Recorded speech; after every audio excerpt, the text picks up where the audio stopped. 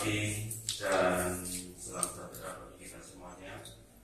Yang kami hormati Ibu Anita dari kantor Bea Cukai Malang dan Bang Jai selaku narasumber yang hadir pada kegiatan hari ini.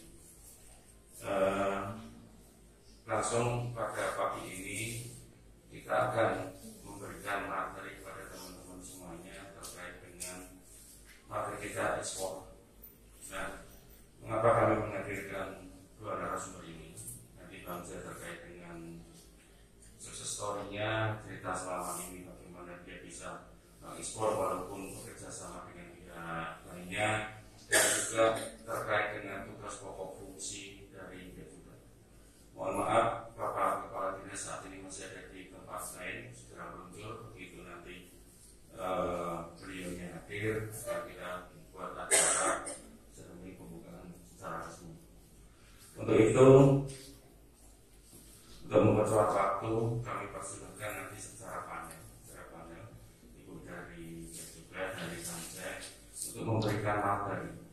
Ya, monggo dikolaborasikan yang jelas bahwa teman-teman UMKM ataupun pelaku-pelaku yang sudah melaksanakan ekspor ambilan di sini untuk memberikan satu pencerahan kembali. Mungkin nanti banyak pertanyaan yang sebenarnya mereka itu sudah melakukan sebagai ekspor, tapi apakah ini sudah ekspor benar atau enggak? Apa terkait dengan jumlah kuantitas ataupun kuantitasnya sudah kategori? Apakah perlu dokumen ekspor atau tidak? Dan mungkin nanti akan diberi penjelasan dari Bea Cukai dan juga nanti Pak Bang Jai akan menceritakan tentang apa yang sudah dilakukan. Dia tadi cerita saya kerjasama dengan Siantarto, kerjasama dengan dua kelinci dan lain sebagainya. Nah, monggo nanti kita merisetnya. Kita buat acara ini biasa, artinya sudah kami santai. Dan memang kami mengundang hanya sekitar 25 peserta, artinya memang banyak kegiatan-kegiatan untuk anggaran-anggaran yang dikurangi sehingga tidak mengurangi makna. Tetap kami melakukan sesuai dengan tugas pokok fungsi kami, khususnya yang akan disorongkan. Monggo kami persilakan kronologi.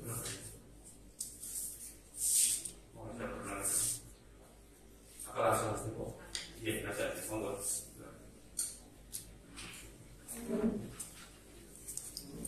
Assalamualaikum warahmatullahi wabarakatuh.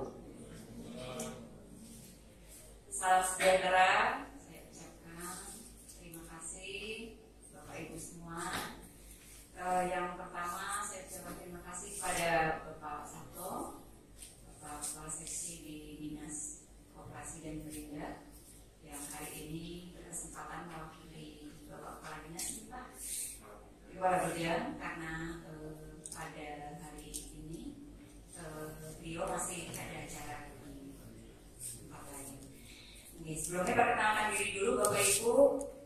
Nama saya Anita, saya pejabat fungsional di kantor Bea Cukai Malang. Bapak Ibu, alhamdulillah hari ini bahagia sekali saya bisa bertemu Bapak Ibu semua, pelaku praktisi UMKM yang mungkin sebagian sama ekspor demo lah, tapi sebagian lagi yang belum, jangan berkecil hati. Mari kita sama-sama belajar hari ini, kita sama-sama sharing. Di sini juga ada Bang J yang beliau nanti akan sharing sukses story beliau pada kita semua. Bapak Ibu mungkin kami jelaskan dulu, nanti di sini porsi saya ini menyampaikan adalah terkait tentang fungsi ekspor sesuai dengan misi kami, yaitu memfasilitasi perdagangan internasional itu, Pak. Nah, selain itu juga perlu saya tekankan di sini bahwa Bea Cukai 2 tahun terakhir ini juga menggalakkan ekspor melalui program ekspor nasional untuk percepatan ekspor nasional. Nah, caranya gimana Bapak Ibu? Nah, kami juga turut aktif bekerja bekerja sama menggandeng berbagai dinas di Pemkab dan Pemkab untuk mencari potensi-potensi eksportir yang baru. Jadi di situ nanti kita bersama-sama ada yang namanya clearing ekspor di kantor kami.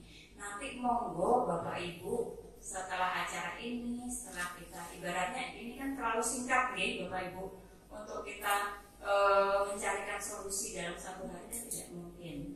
Jadi bertahap nanti sesuai dengan kondisi masing-masing UMKM yang sedang Bapak Ibu jalankan. Nanti jangan ragu berkonsultasi kepada kami setelah acara ini. Kami harap kami Bea Cukai dan dinas bisa mengarahkan kegiatan dalam rangka ekspor usaha masing-masing, usaha Bapak Ibu masing-masing. Barangkali saya akhiri dulu pembukaan dari saya. Acara saya kembalikan. Assalamualaikum warahmatullahi wabarakatuh.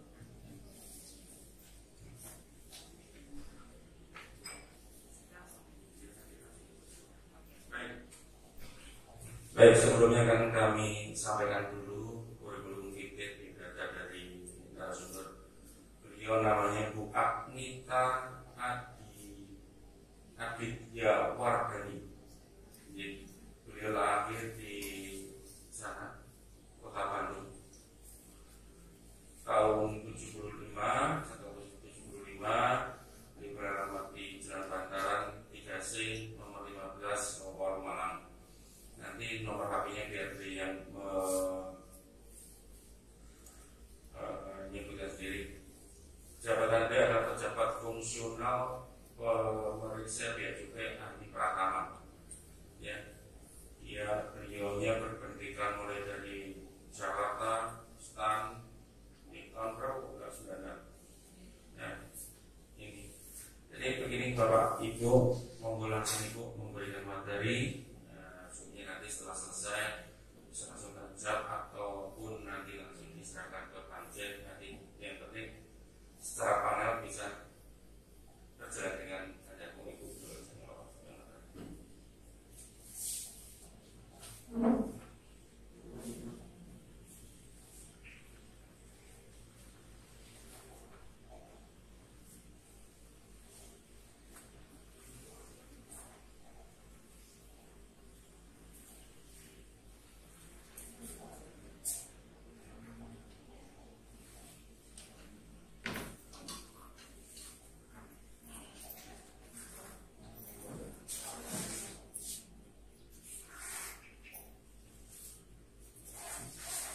Assalamualaikum warahmatullahi wabarakatuh, Bapak Ibu.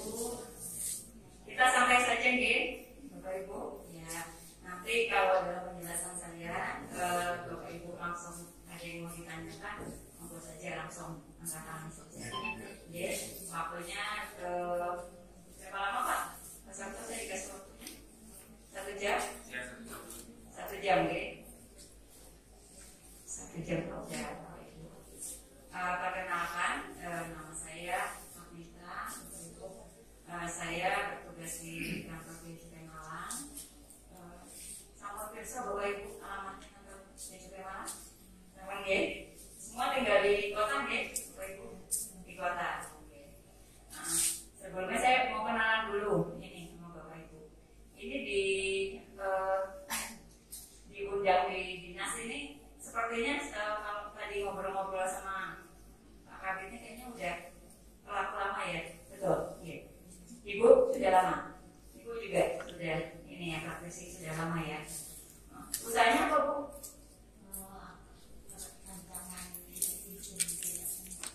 Perhiasan ya Bu ya. Dari apa Bu? Terbuat apa? Sudah pernah ekspor? Oh belum. Selama ini lokal aja Bu ya. Ada yang sudah pernah ekspor mungkin? Sudah. Oh iya, produk apa nih?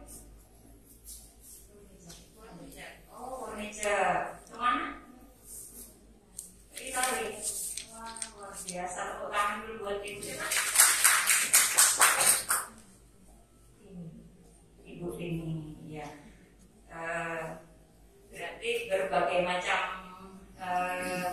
tingkatan ini ya Bu ya, ada yang sudah ekspor, ada yang belum ekspor, baru menjajaki. Luar biasa. Nanti semoga di berikutnya bisa kita kembangkan ya Bapak Ibu ya. Nah ini sebelumnya saya mau jelaskan dulu untuk peran Bea Cukai dalam membantu usaha UMKM dalam mewujudkan ekspor. Dan jadi ini saya mulai ya Bu. Ya, jadi ini adalah misi kami Bapak Ibu. Nah, visi misi kami itu salah satunya adalah kami mempunyai misi untuk memfasilitasi perdagangan dan industri yang ada di dalam negeri. Ya, ini menjadi nomor 1, Bapak Ibu. Kalau dulu nomor 1 misi kita itu adalah mencari penerimaan. Ya, yang nomor 3 itu dulu malah jadi nomor 1, tapi sekarang sudah terbalik, penerimaan jadi nomor 3. Jadi kami ini dituntut fokus untuk membantu usaha seperti Bapak Ibu sekalian. Gitu. Dan yang kedua itu juga kami mempunyai misi untuk menjaga perbatasan dan melindungi warga masyarakat Indonesia. Contohnya dari apa Bu? Bisa tahu misalkan dari apa? Dari misalkan impor barang terlarang, ya, atau narkoba yang diselundupkan dari luar negeri. Nah, itu merupakan tugas Bea Cukai juga. Nah, dan salah satu fungsi utama yang sedang dijalani Bea Cukai saat ini adalah apa? Meningkatkan pertumbuhan industri melalui pemberian fasilitas. Nah, saat ini Bea Cukai sedang membiarkan fasilitas untuk UMKM, untuk industri kecil menengah, agar usaha ini juga dapat bersaing dan dapat melakukan ekspor secara mandiri. Gitu. Jadi kalau misalkan kita pernah dengar ya Bapak Ibu ya, kan banyak yang melakukan ekspor, tapi ternyata bukan pengusahanya itu sendiri, tapi apa? Lewat bendera orang lain, lewat bendera PT atau mungkin seperti Bang J ini ya Bang J ya, kan yang ekspor kan PT Dua Kelinci, bukan beliau sendiri, tapi beliau memasok sebagai rantai pasokan ke perusahaan ekspor tersebut. Nah nanti ke depannya pengen ekspor sendiri tidak Pak? Pengen ya? Nah kalau kita bisa ekspor sendiri tentu apa? Bapak Ibu, kita bisa mengendalikan harga, ya, bisa bernegosiasi langsung, gitu. Nah, cara-cara seperti inilah yang nanti merupakan PR buat kita bersama. Tidak bisa Bea Cukai sendiri, tapi harus menggandeng dari semua pihak, baik itu dinas maupun nanti perbankan juga pihak-pihak lain yang terkait untuk melaksanakan ekspor ini, gitu ya. Nah, kita lanjutkan, ini dasar hukumnya. Nggak usah dihafalin Bapak Ibu. Nah, saya ini aja. Jadi konsep ekspor kalau Bapak Ibu udah tahu sebelumnya ya, ini adalah daerah wilayah Republik Indonesia. Nah, ini itu adalah dianggap sebagai menurut pasal 1 ayat 14 itu adalah daerah pabean. Nah, apabila barang itu melintas keluar dari daerah pabean, nah itu adalah dinamakan barang ekspor. Itu sudah dikategorikan sebagai kegiatan mengekspor barang. Atau barang tersebut telah dimuat di sarana pengangkut. Sarana pengangkut itu apa Bapak Ibu? Contohnya, kalau lewat laut kapal, kalau lewat udara pesawat terbang. Nah kalau sudah dimuat itu sudah sama saja dianggap sebagai sudah ekspor. Oke. Nah, ini kita ngomong barang nih, Bapak Ibu. Barang. Ada 3 kategori barang nih. Tugas Bea Cukai ini kan mengawasi barang Bapak Ibu ya. Barang yang keluar maupun barang yang masuk. Nah, kebetulan Bapak Ibu di sini adalah pelaku-pelaku usaha yang mau mengeluarkan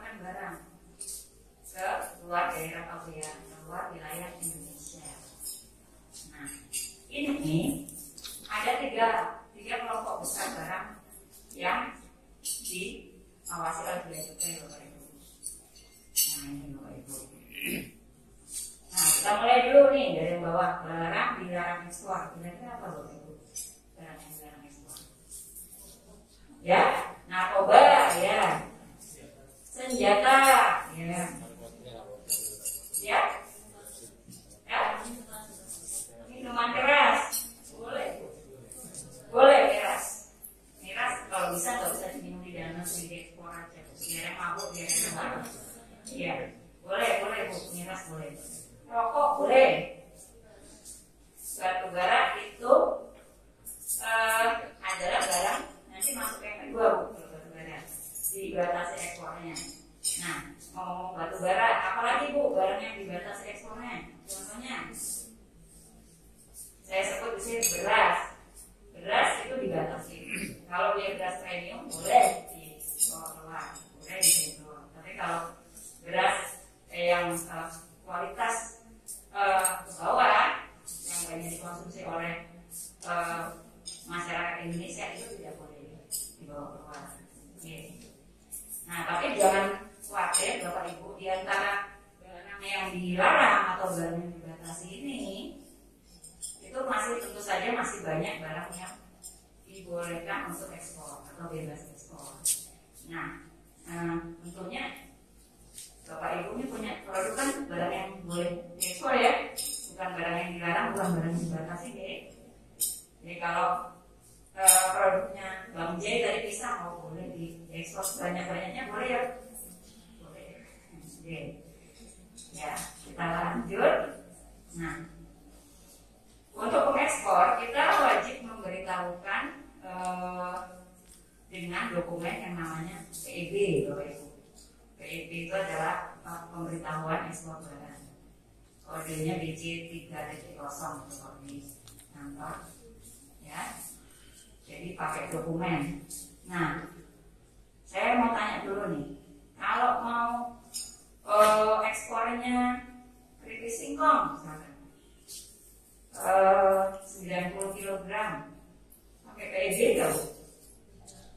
Tidak ya, karena di situ benar barang kiriman yang dikirim tidak melebihi 100 kilo itu sudah dikategorikan barang ekspor juga, namun tidak wajib menggunakan dokumen PEB. Jadi biasanya, nah jadi gini Bu, itu banyak dilakukan oleh saya nyebutnya eksportir aja ya, meskipun UMKM kan tapi sudah bisa ekspor. Nah itu baik kawan-kawan UMKM itu mungkin lewat jasa pos, lewat paket EMS.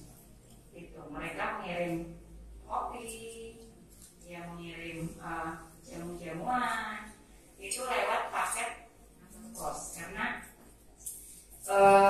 ongkos kirim lewat pos mungkin lebih murah daripada ongkos kirim lewat perusahaan swasta nasional atau internasional yang lainnya, seperti misalnya saya sebut seperti DHL atau FedEx, itu masih lebih murah menggunakan EMS. Nah, mungkin nanti kalau Bapak Ibu misalkan mau mengirim sampel, udah ada pernah yang mengirim sampel barang? Ya. Industri rokok ya, kalau industri rokok kan memang kita harus pakai izin ya. Kalau kita kirim sampel atau kirim lebih kurang dari berapa kilo, 100 kilo bisa nggak? Nah, ini ada pertanyaan yang dari Bu siapa? Ibu Dona. Ibu Dona ini pengrajin rotan ya Bu ya. Kalau boleh tanya, rotannya mentah sama jadi atau sudah? Oh, sudah berupa kerajinan ya. Kerajinan apa itu Bu? Keranjang bunga. Oh, ya. Ibu akan mengirim sampel ke luar negeri lewat tidak lewat dari tidak lebih dari 100 kg. Nah, kurang 100. Nah, itu boleh Bu, bisa, karena coba gini, rotan itu kan juga hasil produk yang ada pembatasannya, ya, bukan dilarang tapi ada dibatasi. Seingat saya Bu, kalau sudah diolah, jadi bukan berupa mentah, itu Bu bisa. Bisa. Namun coba di daerah tujuan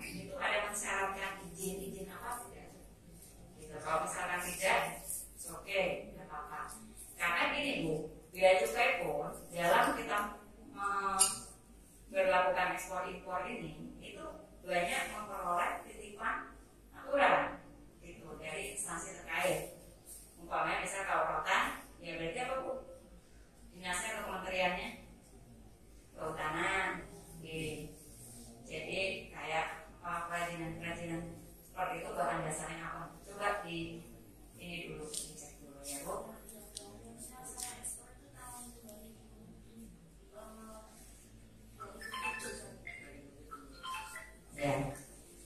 Ya, seperti itu. Jadi saya kembali lagi ke sini. Dalam rangka sampel ekspor itu bisa dikategorikan ekspor juga, tapi tidak menggunakan dokumen. Jadi bisa lebih simpel, asal syaratnya tidak lebih dari 100 kg. Nah, kalau perizinan tambahan yang diperlukan sehubungan dengan pengiriman barang tersebut, mohon dicek kembali, dicek ulang permintaan dari negara tujuannya seperti apa kelengkapannya. Karena seingat saya, semakin maju ke negara maju itu kok persyaratannya makin beragam. Ya, persyaratannya makin beragam, makin sulit. Beda kalau kita ekspor ke negara berkembang atau negara dunia ketiga mungkin yang tidak terlalu mensyaratkan syarat yang jelimet dan bermacam-macam gitu. Ya, baik Bu Dona, nanti mau dicek ya Bu ya, perizinan tambahannya ya.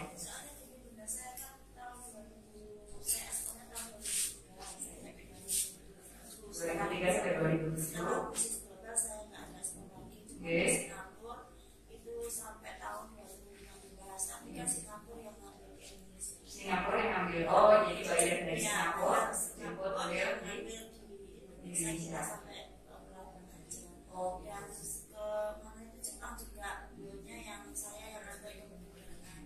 Tapi kalau yang ke Amerika itu mulai tahun 2003 sampai 2007 itu saya pun saya sendiri, tapi karena saya nggak ada izin. Kalau tahun-tahun dulu kan memang kita susah untuk bikin apa namanya perizinan kalau waktu itu. Jadi kita ada kerjasama sama VACL, jadi setiap perusahaan komitmen. Jadi beliau yang mengirimkan ke sana, tapi dokumennya pembayarnya dari beliau. Tapi untuk kerjasamanya saya langsung sendiri oleh beliau. Nah, yang untuk sementara ini kan kita ada dituntut untuk kirim-kirim sampel yang untuk Eropa. Jadi kalau memang ada peraturan kita nggak ada izin untuk kirim rotan ke luar negeri, mungkin saya bisa kirim sampel-sampel itu. Oke, jadi di sini pertanyaan Ibu Dona adalah ini berarti meminta kepastian apakah dengan pengiriman sampel itu perlu izin-izin yang lain ya Bu? Yang pertama ya. Oke, jadi Bu kalau pada dasar biasanya kalau untuk ekspor itu lebih bergabung, beda dengan impor. Kita nggak terlalu mensyaratkan macam-macam ya. Kecuali memang ada permintaan. Jadi saya juga perlu mengingatkan, Ibu tolong cek di pihak bayar. Pihak bayar itu untuk masuk regulasi custom, regulasi bea cukai di sana di negara seperti apa. Nah, jadi jangan sampai sama-sama nggak tahu, import-ekspornya nggak tahu, tiba di pelabuhan bea cukai ngetat, nggak bisa keluar barangnya. Gitu. Nah, itu yang wajib diantisipasi.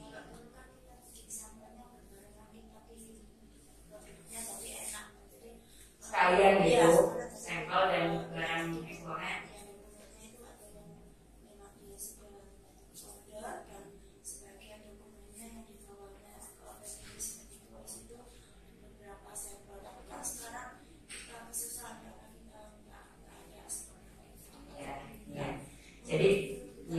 Jadi memang pertama kali permasalahan Bu, kalau ekspor ke UMKM itu pertama tuh Bu, cari buyer, benar nggak?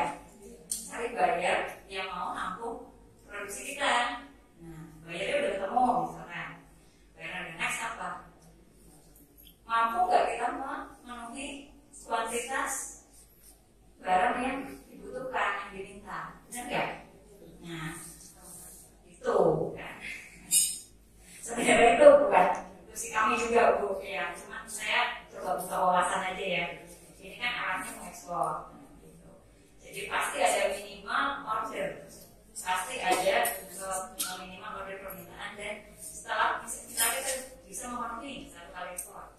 Berikutnya, biasanya kalau perusahaan-perusahaan yang bonafit itu biasanya mereka mensyaratkan harus konsisten ya Bu ya, dengan kuantitas yang sama itu kebanyakan kalau saya lihat UMKM kesulitan di situ, benar ya? Iya, itu senyum-senyum aja ini kayaknya rasa ya Bu ya. Apa ini Ibu produksi apa Ibu? Oh, Produknya apa? Burahayu. Burahayu. Iya. Malah asli. Iya, Mak. Ya, pinginnya ekspor pun tapi kendalanya saat ini seperti itu ya. Jadi cari buyer kita itu kalau dari luar negeri gitu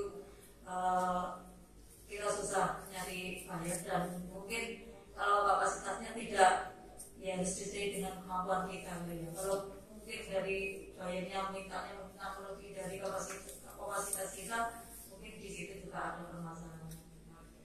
Atau mungkin nanti ada pendampingan setelah ada buyer dari pemerintah, mungkin ada memberikan solusi bagaimana supaya kita bisa ekspor.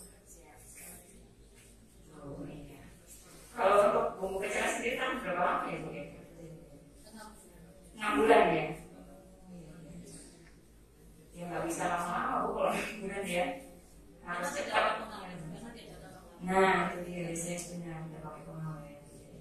Nah itu juga kendala yang harus diperhatikan ya Bu ya, supaya barang itu sampai ke sana juga masih dalam kondisi yang layak jual.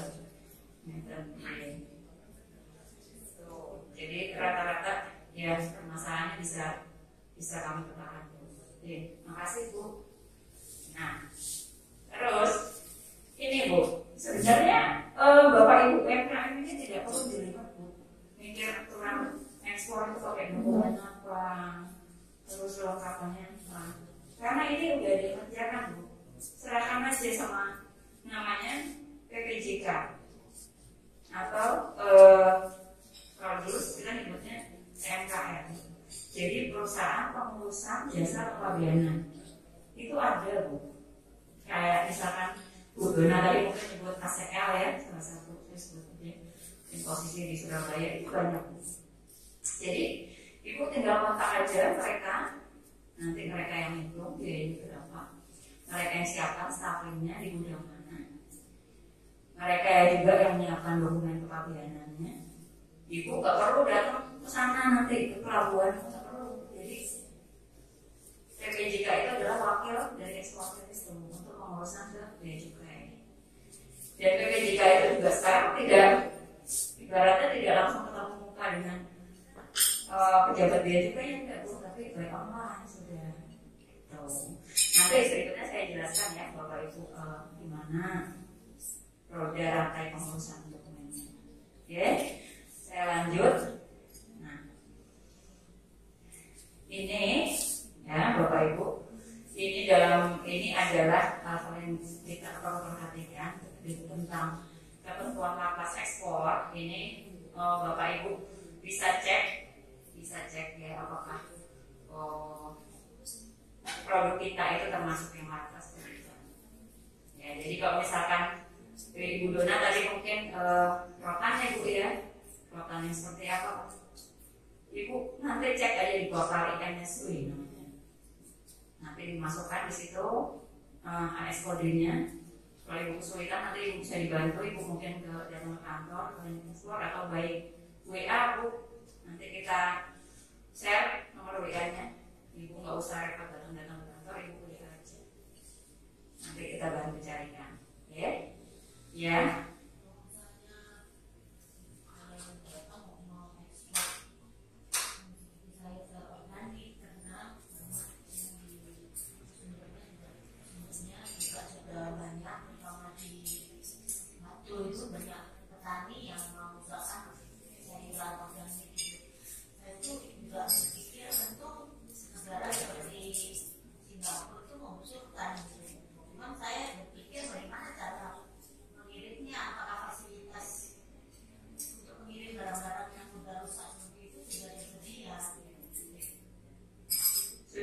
Jadi ini sudah saya jelaskan. Jadi itu Ibu serahkan aja, baik seperti yang saya jelaskan tadi itu pengusaha PPJK. Jadi itu untuk barang-barang yang sudah rusak, yang waktu itu ada kontainer namanya kontainer refrigerator. Jadi kayak kulkas gitu Bu kontainernya. Nah itu khusus barang-barang seperti itu. Gitu. Jadi tiba di tempat tujuan dalam kondisi masih fresh. Tentu saja mungkin beda biayanya, coba dicek dulu Bu. Jadi jangan sampai kita ekspor biaya terlalu mahal, nggak nyucuk sama ibaratnya nggak nyucuk sama untungnya, ya kan G? Ya betul Bu. Jadi harus dihitung dulu juga. Ada Bu, fasilitasnya ada. Nah itu nanti bisa cek lewat portal namanya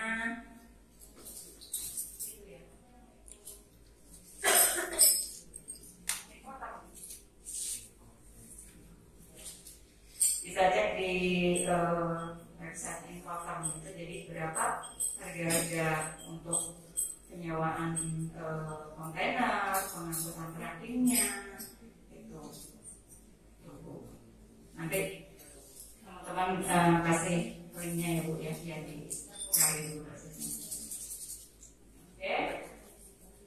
Jadi Bapak Ibu di sini intinya tidak usah mengurus sendiri semua dari awal, cukup Bapak Ibu ini fokus di produk yang Bapak Ibu hasilkan, kualitasnya, harganya, segala macam. Untuk pengiriman itu antara Bapak Ibu UMKM dengan kami BNP itu ada yang namanya tadi pengusaha PBJK. Nah beliau yang mengurusi stafing barangnya, terus pengangkutannya ke kapal, dokumen-dokumen kepabeanannya. Nanti mereka yang ngurus. Tuh, Ibu ya. Nah, ini karena saya yakin Bapak Ibu ini nggak menyangkut di atas usahanya, barang-barang baku produksinya, jadi saya skip aja ya. Nah, ini sedikit proses bisnis ini Bapak Ibu, proses bisnis untuk jenis barang yang dilarang atau dibatasi. Ini saya skip juga aja. Intinya nanti juga kita bisa berkoordinasi dan mengakses portal website dari INSW. Oh ini Bapak Ibu yang tadi saya sebutkan NLE, National Logistics Ecosystem. Coba nanti Bapak Ibu bisa searching Google itu kaitannya sama pengangkutan kontainer dan segala macam nih, bisa cek di National Logistics Ecosystem. Ini adalah website resmi pemerintah yang dibuat untuk membantu pengangkutan produk Bapak Ibu semua. Jadi untuk harganya berapa monggo dicek. Ya. Tujuan Bapak Ibu bahwa bertanggung jawab atas kebenaran data yang diberitahukan dalam PIB ini. Dan ada sanksinya. Bersedia dikenakan sanksi apabila terdapat kesalahan atau tidak memberitahukan dengan kondisi yang sebenarnya. Nah, sanksinya itu apa? Nah, ini Bapak Ibu. Nah, ini adalah sanksi setiap orang yang mengekspor atau menyerahkan pemberitahuan ekspor barang, jadi tidak memakai dokumen. Itu sanksinya denda minimal 50 juta, maksimal 5M dan denda dan hukuman penjara. Nah, sanksi berikutnya dikenakan juga terhadap orang yang memberitahukan namun tidak benar, isi dokumennya tidak benar, palsu atau dipalsu, baik itu uraian barangnya ataupun data-data dari Bapak Ibu sekalian. Ya, jadi benar-benar memang harus diperhatikan tasnya. Karena kalau nyangkut hukum nih, ya kita ya ibaratnya udah nggak bisa main-main lah, udah diikutin aja. Gitu, ya. Lalu juga dikenakan sanksi bagi orang yang tidak atau terlambat. Nah, terlambat lapor pembatalan ekspor ini, dibatalkan tapi nggak memberitahukan. Juga sanksi juga orang yang salah memberitahukan jenis dan atau jumlah. Jadi barangnya nggak sesuai dan jumlahnya juga tidak sesuai. Nah itu ada sanksinya. Oke, nih kita kembali lagi. Nah ini dokumen PEB. Nah ini mungkin sekilas pengetahuan juga Bapak Ibu. Nantinya dalam kegiatan eksportasi ini Bapak Ibu akan menyerahkan kepada perusahaan forwarder atau PPJK. Nah, Ibu biar nggak dibohongin sama PPJK-nya, harus tahu misalnya, Pak prosesnya sampai gimana, muatnya kapan. Nah ini, nah, setelah kita ekspor atau PPJK ini, yang pertama dia menyerahkan modul PIB seperti tadi dokumen yang saya perlihatkan sebelumnya. Nah, kemudian modul PIB ini dilengkapi dengan kelengkapan lainnya. Kenapa Bapak Ibu? Invoice-nya, lalu packing list, dan dokumen perizinan yang dipersyaratkan. Kalau misalkan ada izin-izin dari kementerian atau lembaga terkait, nah itu wajib dilampirkan. Oke. Setelah itu, yang kedua, setelah terbit dokumen PIB, ya, kalau misalkan lantas dicek dulu di NSW tadi. Kalau misalnya dia lengkapi dokumen perizinannya, ya. Kemudian diadakan penelitian lanjut oleh pejabat bea cukai, ya. Kalau tidak lanjut, terus masuk ke sistem bea cukai namanya CISA DJBJ. Jadi kita ini sudah pakai sistem Bapak Ibu, jadi boleh konten. Jadi nggak usah ibaratnya pengurusan itu ketemu muka di depan loket, terus nongkrongnya terus bolak-balik enggak. Jadi semua diperiksa, dicek oleh sistem secara online. Nanti kalau misalkan ada kendala, nanti wakil Bapak Ibu akan dihubungi. Ya, gitu. Setelah diperiksa, setelah diproses di CISA, kemudian keluar nomornya, ya, kemudian ada terbit namanya nota pelayanan ekspor atau NPE. Nah, kalau sudah terbit NPE, ini langsung lanjut ke proses ekspor. Barang yang Bapak Ibu miliki ini ada yang diperiksa fisik, namun banyak juga yang tidak diperiksa fisik. Jadi random sesuai dengan sistem, gitu ya. Kalau misalkan resiko rendah, high risk, itu diperiksa, dicek, sampling juga diacak-acak semua Bapak Ibu. Jadi sampling saja. Tapi kalau sudah cocok semua datanya, biasanya langsung dimuat, langsung berangkat. Gitu. Jadi kurang lebih seperti itu prosesnya. Oke, saya harap mudah dipahami ya Bapak Ibu. Nah ini pemeriksaan fisik. Tadi kan ada barang yang diperiksa, namun ada juga yang lolos langsung ya diperiksa lewat gitu saja. Nah ini adalah pertimbangan bea cukai adalah berdasarkan analisa profil risiko. Jadi dilihat juga eksportirnya siapa gitu. Terus udah gitu uraian barangnya apa, jenisnya. Itu semua by sistem Bapak Ibu. Jadi apabila diperiksa fisik itu ibaratnya tidak semua 100%, namun random. Gitu. Lalu pemeriksaan fisik itu dilakukan di mana? Di kawasan bagian tempat pemuatan, di pelabuhan, atau di tempat penimbunan sementara, tempat penimbunan kalian, atau gudang eksportir. Jadi kalau misalkan Bapak Ibu punya gudang, bisa dicek di situ. Ya. Nah, ini apabila ada kesalahan dalam pengisian PEB, ini juga harus dilakukan perbaikan. Perbaikan terkait apa? Terkait 3 hal ini. Jenis barang, jumlah, dan nomor kartu kemasan. Nah, sebenarnya Bapak Ibu nggak usah terlalu rumit lah mikirin ini udah ada yang ngurusin sih ya.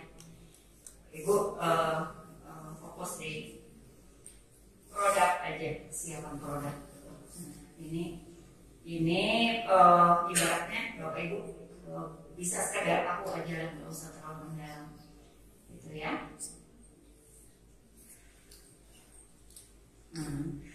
Ini kalau barangnya barang curah, nah ini penelitiannya juga dilakukan secara khusus, Bapak Ibu.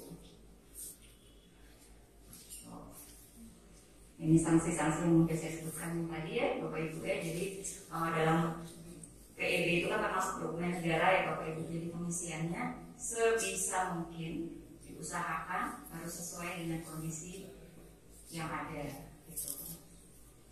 Jadi kesalahan dalam pengisian atau pelaporan bisa mengakibatkan sanksi hukum. Nah, untuk produk-produk tertentu yang kena biaya keluar gitu, kan ada produk-produk tertentu misalkan ini saya sebutkan. Nah, ini ada jenis barang yang kena biaya keluar. Menurut berdasarkan PMK 13 tahun 2017, diantaranya adalah biji kakao, produk hasil olahan mineral logam, kelapa sawit CPO dan produk turunannya. Ini ada terkena biaya keluar. Termasuk mungkin kalau Bapak Ibu mengikuti berita sekarang ya, minyak goreng angka ya di pasaran Bapak Ibu itu karena kurang lebih karena banyak yang diserap oleh pasar ekspor gitu. Sehingga sebenarnya cukup hanya proses distribusinya karena mungkin masyarakat panik buying ya Bapak Ibu ya. Jadi banyak yang menimbun, banyak yang beli dari kebutuhan yang sesungguhnya ya. Gitu ya Bu ya. Ikut ngeborong minyak juga nggak di rumah? Soalnya kalau pagi itu saya datang ke Superindo itu perasaan datang tuh di pagi-pagi jam 7, tapi kok orangnya udah kosong, ini bukanya jam berapa ya sebenarnya? Gitu, jadi cuma kebagian 1, maksimal 2 liter, nanti besoknya datang lagi. Dan jam 7 itu anehnya kok toko tuh kok sudah ramai ya. Biasanya tuh masih sepi, ini udah ramai ya kan minyak goreng biasa. Jadi makanya kenapa kena biaya keluar, karena itu karena memang kebutuhan dalam negeri masih sangat tinggi. Terus beberapa produk kayu dan kulit dan juga produk mineral logam. Produk mineral logam karena jumlahnya terbatas dan di pasar dalam negeri juga masih membutuhkan. Gitu.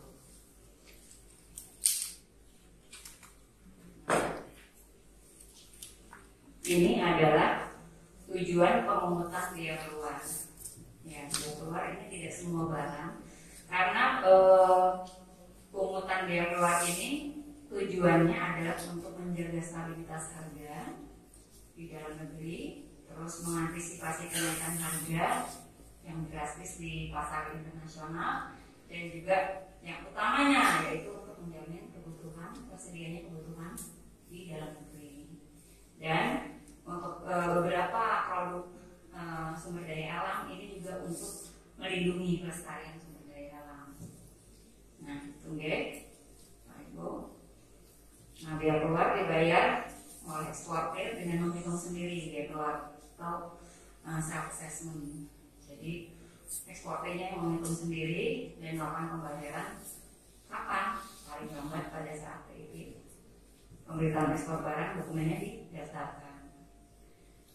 Oke, saya kira biaya keluar ini sudah cukup jelas ya Bapak Ibu ya.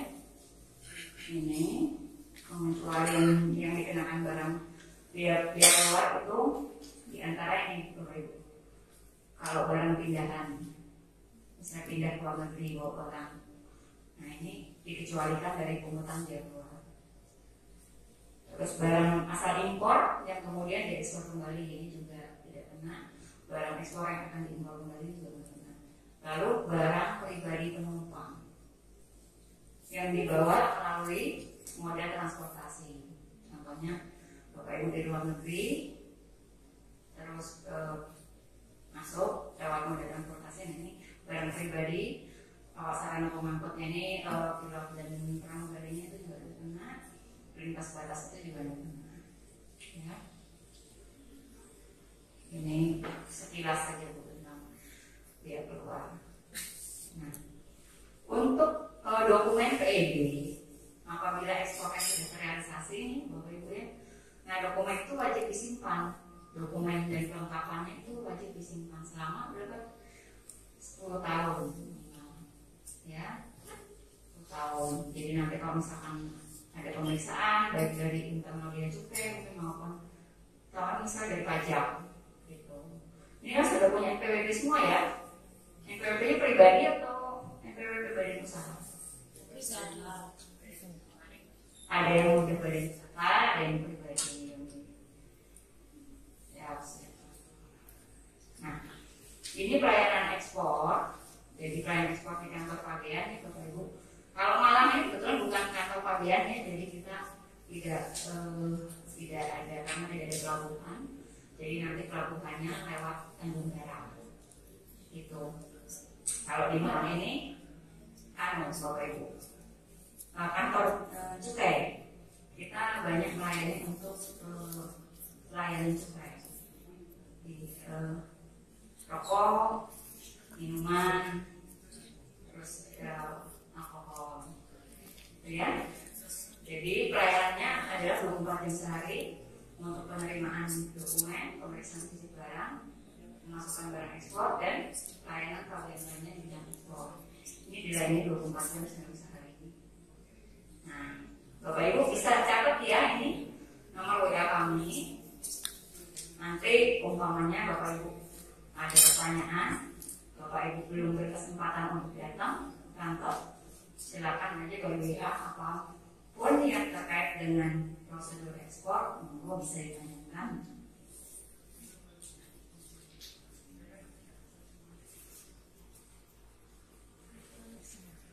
Yang bawah ini nomor kantor pesawat PSTN Bapak Ibu. Ini mungkin yang lebih familiar waktu aja. Nah ini Facebook kami, Instagram, ini bisa di follow ya Bapak Ibu ya. Jadi followernya ya Bapak Ibu. Nah, jadi kalau ada berita-berita dari kami nanti Bapak Ibu selalu update. Di sini punya medsos semua kan? Oh pasang bila ya. Apa Pak? IG Pak, Facebook Pak, dua-duanya. Waduh, lengkap. Channel YouTube juga punya ya. Luar biasa. Karena kalau UMKM itu promosinya harus begitu ya Pak ya. Jadi kan kalau misalnya mau promo produk kan orang cepat tahu. YouTube-nya pribadi atau perusahaan bisnis? Oh, bisnis semua. Apa Pak nama channelnya? Mekcis Malam.